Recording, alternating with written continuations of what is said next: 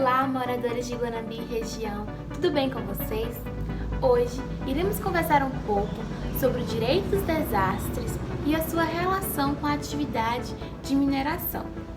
Antes de iniciarmos a explanação do quesito de hoje e para que vocês compreendam o que realmente iremos tratar, é imprescindível que vocês assistam os nossos vídeos anteriores para melhor absorção e clareza do que pretendemos elucidar para você, cidadão, que se preocupa com as futuras gerações e da intensa biodiversidade presente em nossa região, que futuramente pode ser afetada por algum desastre relacionado à construção da barragem de rejeitos em Guanambi. Portanto, agora que já sabemos e já estudamos sobre Guanambi e Abamin, que é a Bahia Mineração, e sobre o que seria a barragem de rejeitos, apontando os pontos positivos e negativos de sua implantação, é hora de apresentar para vocês um dos vídeos mais importantes referentes a esse projeto de intervenção, que é elucidar o que vem a ser o direito dos desastres, para que ele serve e onde está positivado em nossa legislação brasileira. Sabemos ou deveríamos saber que os grandes desastres ambientais estão em evidência no país, o que faz acender os debates em torno do direito dos desastres. Assim como foi explanado em um dos nossos vídeos anteriores, em novembro de 2005, o rompimento de uma barragem na cidade de Mariana, Minas Gerais, provocou o vazamento de rejeitos de minérios retirados das minas da região. As consequências foram avassaladoras, na qual levou a 19 óbitos e danos irreversíveis à fauna e à flora da região e imediações. Além disso, interferiu no abastecimento de água de 230 municípios de Minas Gerais e Espírito Santo, devido à contaminação e todo o ecossistema do Rio Doce. Embora esse e tantos outros desastres venham sendo estudados, independente dos motivos, as consequências são reais e imprevisíveis. Desse modo, pode o direito agir para evitar novas situações semelhantes? Ou então interferir para amenizar os impactos ambientais que se repetem no tempo? É nesse quesito que entra o direito dos desastres, que iremos tratar um pouquinho a respeito. No Brasil, o conceito de direitos dos desastres é relativamente recente. Os debates começaram a partir dos impactos causados pelo furacão Catarina, que atingiu Santa Catarina em março de 2004, na qual se tornou o primeiro registro oficial de um ciclone tropical no Atlântico. O direito dos desastres, no entanto, foi se firmando ao longo dos tempos. O seu conceito foi trazido ao Brasil pelo advogado gaúcho Delto Winter de Carvalho, que é doutor em Direito Ambiental e Direito dos Desastres. Desde então, ele vem reunindo os reflexos jurídicos dos últimos desastres no país e estudando formas de preveni-los e de repará-los. Há quem o considere um novo ramo do direito, enquanto outros acreditam ser uma sub-área do direito ambiental. A diferença entre os ambos, no entanto, está no fato de que o direito dos desastres vai muito além do direito ambiental. Ele dispõe, por exemplo, sobre aspectos civis, securitários, previdenciários, econômicos e tributários dos desastres. Essa urgência pela adequação do direito dos desastres surge porque o direito tradicional não oferece respostas suficientes para os riscos de danos ambientais que decorrem da atividade industrial ou das forças da natureza, ainda que influenciadas pela ação humana. Tais eventos costumam apresentar peculiaridades tão específicas que não se enquadram nas situações do ordenamento jurídico brasileiro. A Lei 12.608 de 2012, que trata da Política Nacional de Proteção e Defesa Civil, tem como objetivo reduzir os riscos dos desastres, proteger as áreas afetadas e socorrer a população atingida. Conforme o artigo 2º, parágrafo 2º do Decreto 7.257 de 2010, diz que é o resultado de eventos adversos, naturais ou provocados pelo homem sobre um ecossistema vulnerável, causando danos humanos, materiais ou ambientais e consequentes prejuízos econômicos e sociais. Os desastres geram uma série de problemas jurídicos, alguns exigindo solução imediata.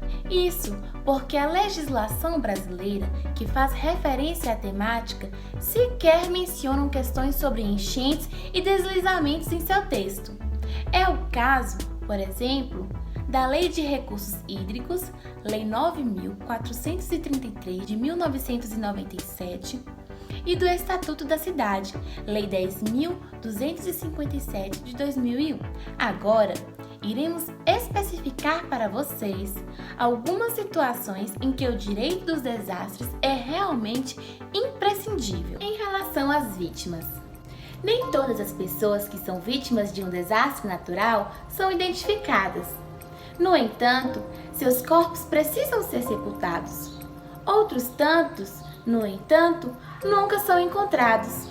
A família, por sua vez, pode necessitar de guarda provisória para a prática urgente de atos da vida civil.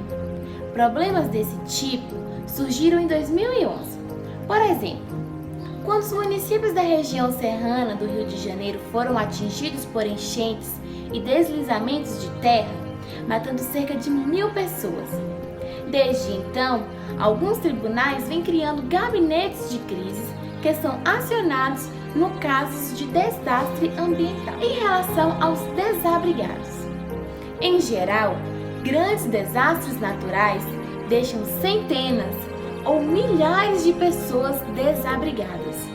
Nesses casos, é preciso que o município ou o estado tenha um plano que dê conta de disponibilizar grandes áreas já dotadas de estrutura mínima para receber essas pessoas que, em algum caso de emergência, possam ser ali instaladas. Agora pergunto a vocês: como o direito dos desastres pode ajudar a evitar desastres futuros? Dentro da ideia de direito dos desastres, há o chamado o ciclo de gerenciamento de riscos. A ideia com isso é formar uma espécie de rede de proteção que ajuda a orientar os rumos para onde o direito dos desastres deve migrar. Trata-se, portanto, de 3 passos. Veja na prática como eles se complementam. O primeiro é a regulação. Com base no exemplo do desastre de Mariana, Minas Gerais, pode-se afirmar que as técnicas usadas para construir barragens não é segura no Brasil, como se acreditava. Portanto, há a necessidade de se revisar a manutenção dessa técnica. Além disso, é preciso analisar também a possibilidade de desfazer o que já está feito. O segundo é o monitoramento e a fiscalização. No acidente de Mariana, que já completou quase 5 anos, a perícia realizada pelo Instituto Nacional de Criminalística conseguiu apontar que as causas têm relação com problemas de manutenção e fiscalização. No rompimento da barragem de Brumadinho, aconteceu a mesma coisa. Portanto, é possível afirmar que tenha ocorrido alguma falha no monitoramento e também na fiscalização dessas barragens. O poder público, por sua vez, não consegue acompanhar e fiscalizar sozinho e em tempo real a regularidade desse tipo de atividade. Aliás, ele nem deve fazer isso sozinho, segundo determina a Constituição Federal em seu artigo 225. Todos têm o direito a um meio ambiente ecologicamente equilibrado, bem de uso comum do povo e essencial à sadia qualidade de vida, impondo-se ao poder público e à coletividade o dever de defendê-lo e preservá-lo para as presentes e futuras gerações. Assim, mostra-se necessário o desenvolvimento de formas alternativas de controle, e isso pode e deve ser feito também pela própria iniciativa privada. O terceiro é a responsabilização administrativa. Depois da análise e regulação, vem a pergunta: em que o direito pode aperfeiçoar para evitar desastres futuros?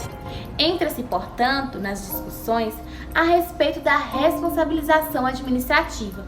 A principal finalidade da sanção administrativa não é de reparar o dano, Pelo contrário, é sim afastar e desencorajar a ocorrência de nova infração.